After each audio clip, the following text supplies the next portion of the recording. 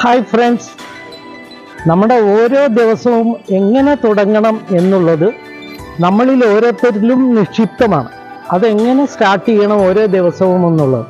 ഈ ഓരോ ദിവസവും നമുക്ക് പ്രകൃതിയും ദൈവവും കനിഞ്ഞ് നൽകുന്ന ഒരു വരദാനമാണ് ഓരോ നിമിഷങ്ങളും. അപ്പോൾ അതെങ്ങനെ സുപ്രദമാക്കാം, എങ്ങനെ നമുക്ക് യൂസ്ഫുൾ ആക്കാം എന്നുള്ളതിനെക്കുറിച്ച് വേണം ചിന്തിക്കാൻ. ഒരു ചെറിയ കാര്യം നിങ്ങളോട് പറയട്ടെ.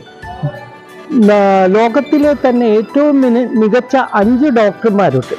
ആരൊക്കെയാണെന്ന് നമ്മൾ ചിന്തിച്ചിട്ടുണ്ട്.